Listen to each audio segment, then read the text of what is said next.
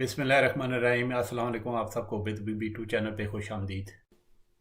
मेरी ये वाली वीडियो जो है वो ल्यूकीमिया के बारे में है, जो कि आपकी जो बॉडी का जो ब्लड फार्मिंग टिश्यूज़ होते हैं ना, जैसे बोन मैरो होगी या फिर लिम्फेटिक सिस्टम है, उसके कैंसर को ल्यूकीमिया कहते हैं। इसकी कई टाइप्स होती हैं, जो मैं इंशाल्लाह अपनी जो आने वाली वीडियोज़ होंगी उसमें जो इसकी मेजर टाइप्स होती हैं उसके बारे में अलग अलग वीडियोज़ बनाऊँगा। इसमें कुछ जो ल्यूकीमियाज होते हैं वो बच्चों में कॉमन होते हैं और कुछ जो है ना वो बड़ों में होते हैं। आम तौर पे जो ल्यूकीमिया जो है ना वो आपके जो वाइट ब्लड सेल्स होते हैं ना उसको इन्वॉल्व करते हैं। बेसिकली वाइट ब्लड सेल्स का फंक्शन क्या है कि वो आपके जो बॉडी में कोई इन्फेक्शन हो जाए उसके खिलाफ फाइट करते हैं। और नॉर्मली तो क्या होता है कि जब कोई इन्फेक्शन होता है वो तो मतलब जो है ना वाइट ब्लड सेल्स बढ़ जाते हैं और एक उनका एक सेट पैटर्न होता है, मतलब जो है ना वो हाथ से ज़्यादा नहीं बढ़ते और फिर मतलब इन्फेक्शन को कंट्रोल करते हैं। लेकिन ल्यूकीमिया में क्या होता है कि जो आपकी जो बोन मैरो होती है जो उसमें जो है ना ये वाइट ब्लड सेल्स जो एबनॉर्मल किस्म के वो ज़्यादा बनने शुरू हो जाते हैं। ज़ाहिर है वो अब एबनॉर्मल होंगे तो फिर उनका फंक्शन जो है ना वो सही तरह नहीं होएगा। तो इसकी फिर बड़ी ट्रीटमेंट कुछ कॉम्प्लेक्स आती हैं जो मैं थोड़ा आगे चल के उस पर थोड़ा रोशनी डालूँगा।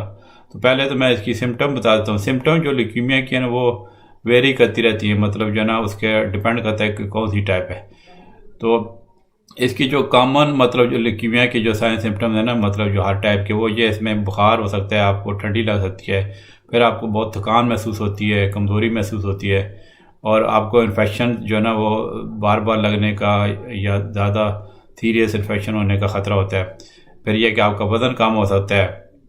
इसके अलावा आपकी जो लिम्फ नोड्स होते हैं, जो बॉडी में जो गिल्टियाँ होती हैं वो बढ़ सकती हैं, उनकी मतलब सूजन हो सकती है। आपका लेवर और मतलब जो आपका जिगर ज़्यादा बढ़ सकता है, फिर आपकी तिल्ली का साइज़ बढ़ सकता है।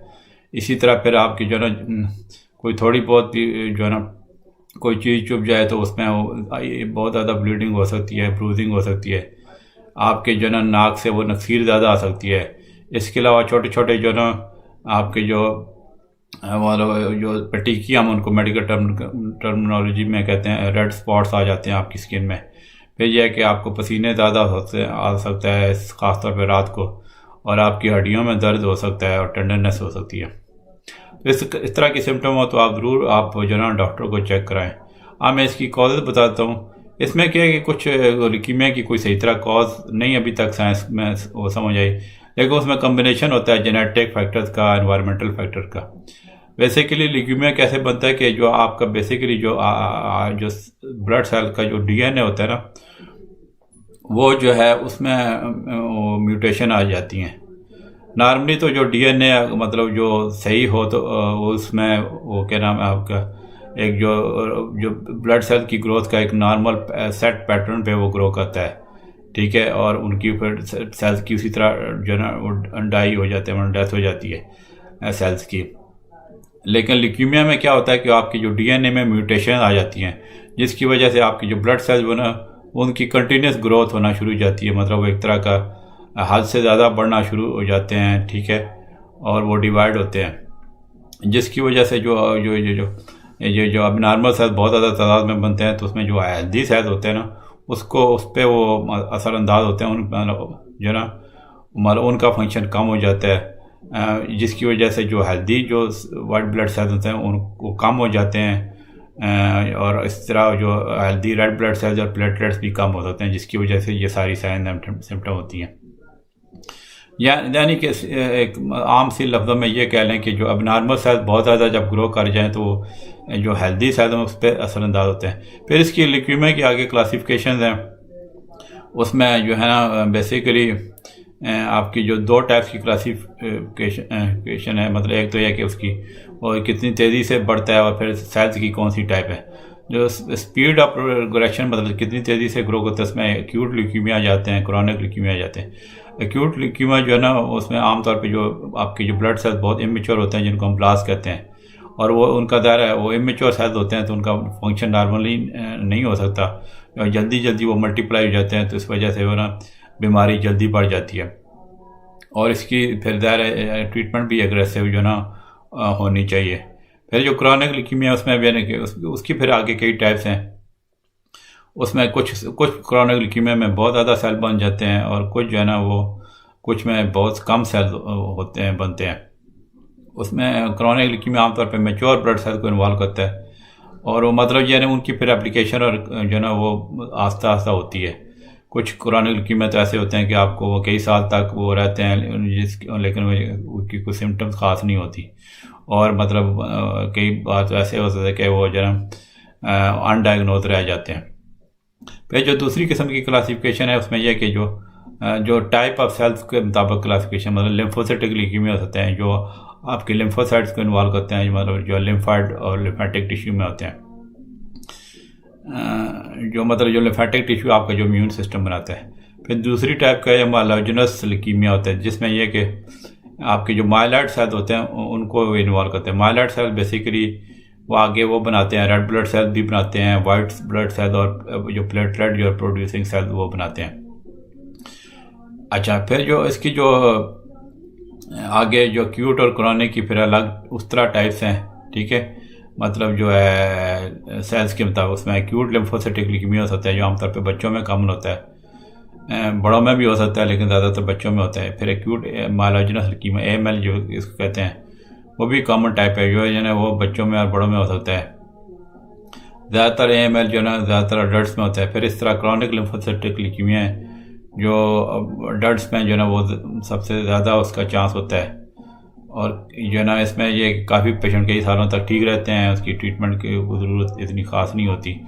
इस तरह क्रॉनिक माइलोजेनस ल्यूकीमिया है जो आमतौर पर बड़ों के होता है, उसकी भी फिर कई तरह की वो जो मतलब उस तरह जो ना कई महीनों सालों तक वो रह सकता है, जिसमें उसकी कई बंदों की ख़ास सिम्टम नहीं होती।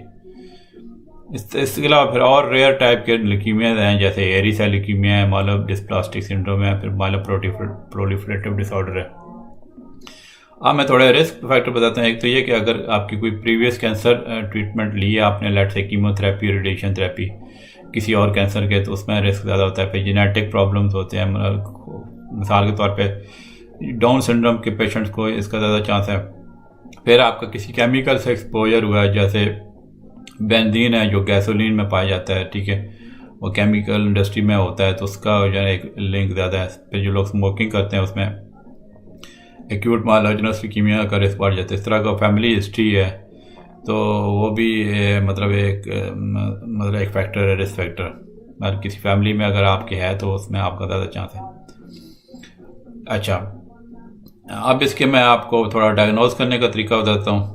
तो ज़ाहिर है जब साइंस सिम्टम्स के साथ पेशेंट आते हैं तो हम उनका फिजिकल एग्जाम करते हैं, उसमें देखते हैं कि बंदे को अनीमिया है, उनकी लिम्फ नोड बढ़ गई हैं, या फिर जिनकी ये तिल्ली या जिगर तो नहीं बढ़ गया। फिर ज़ाहिर है ब्लड टेस्ट में वो आते हैं जिसमें आपकी ल्यूकीमिया की प्रेजेंस चेक कर सकते हैं। फिर बोन मैरो टेस्ट कुछ मतलब उसमें वो करवा सकते हैं, ठीक है।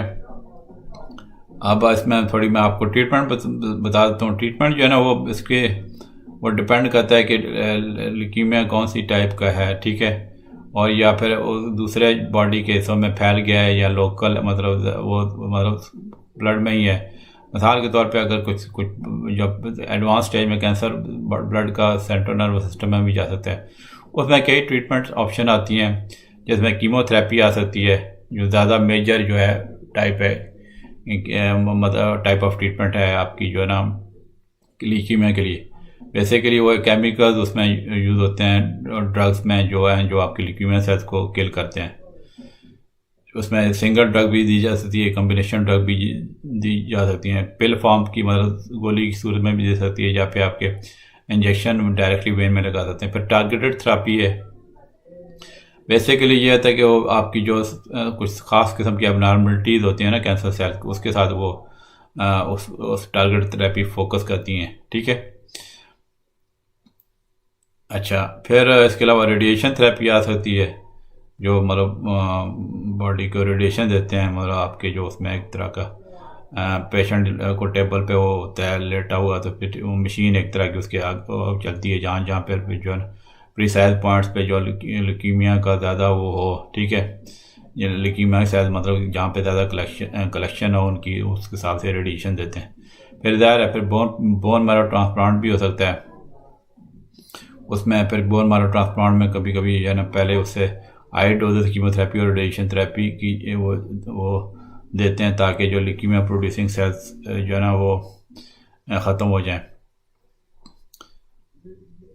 फिर ज़ाहिर डोनर से जो है ना उसकी जो नई बोन मैरो लगाई जाती है। इसके अलावा फिर इम्यूनोथेरेपी भी हो सकती है। वो जो है मतलब ये ना बेसिकली इम्यूनोथेरेपी ये होती है कि आपका बॉडी का जो इम्यून सिस्टम होता है ना, कभी कभी वो ये होता है कि आपके जो बेसिकली क्या होता है कि आपका जो बॉडी का अपना डिफेंस सिस्टम होता है, इम्यून सिस्टम, वो कैंसर सेल को अटैक नहीं करता, क्योंकि कैंसर सेल जो ना वो ऐसे प्रोटीन प्रोड्यूस करते हैं कि जो आपके जो इम्यून सिस्टम से वो छुप जाते हैं। तो इम्यूनोथेरेपी क्या करती है कि वो आपके उस प्रोसेस को इंटरफियर करती है, जिसकी वजह से ल्यूकीमिया की ट्रीटमेंट हो सकती है। फिर और जो है ना स्पेशलाइज ट्रीटमेंट आ जाती हैं, आ रही हैं नई नई, ठीक है, जैसे कि chimeric antigen receptor CAR-T cell therapy होती है, ठीक है। उसके अलावा फिर और बहुत सारी क्लिनिकल ट्रायल्स हो रहे हैं इसके बारे में। तो ये थी जनाब मेरी एक जनरल वीडियो ल्यूकीमिया के बारे में। जैसा कि मैंने शुरू में आपको बताया, इंशाल्लाह जो भी ल्यूकीमिया की जो मेजर जो टाइप्स हैं, 4 टाइप्स हैं, उसकी इंशाल्लाह अलग अलग उस पर मैं वीडियो बनाऊँगा। इसके बारे में कोई क्वेश्चन हो तो ज़रूर कमेंट में पोस्ट कीजिए। इंशाल्लाह फिर मिलते हैं अगली वीडियो में। ओके जी, अल्लाह हाफिज़।